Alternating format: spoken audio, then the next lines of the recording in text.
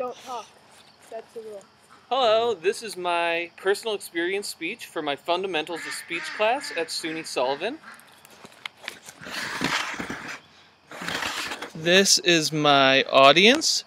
That's Jenna, Wanda, and Jeff. Okay.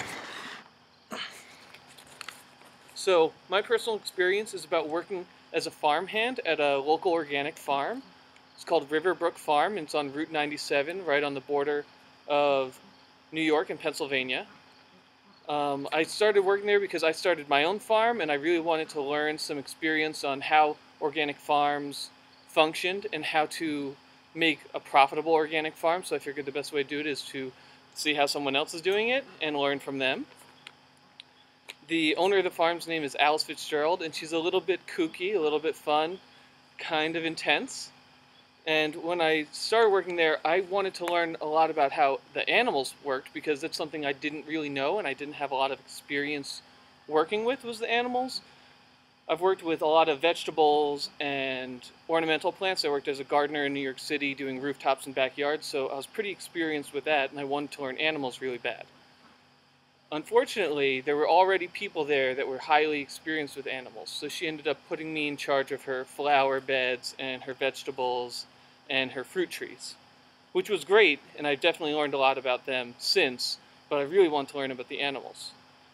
One of the things I did get to do was take care of her meat chickens, and they were it was a very educational experience where I got to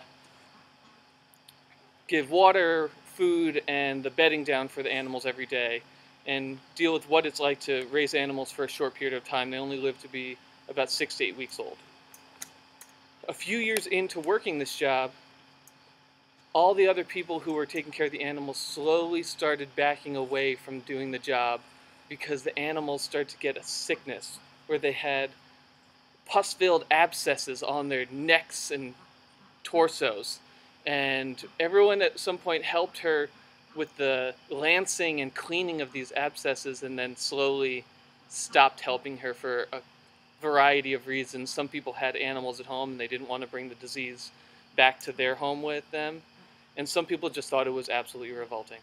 But I then got the wonderful, fabulous opportunity to take care of the animals, though, maybe not in the way I was hoping at first.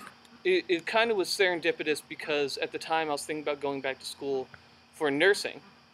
And so I thought this was a great experience. I'd get to see what it was like to do medical procedures, to clean things, and it was definitely an eye-opener. Most of what I had to do was hold down the goats and clean up all the materials and tools used afterwards. But there was this one time where the goat had an abscess somewhere on its chest, so we couldn't lay it down, and we had a big tarp out, and I was holding the goat, kind of straddling it and holding the goat, and I think the owner was there holding the front of the goat, and we had a vet there that day because this was a particularly large abscess. It was about the size of a softball. And he cut that thing open, and I heard the biggest splat I've ever heard in my life, and I looked down and it was all over my shoes. And then the smell hit me, and it really turned my stomach.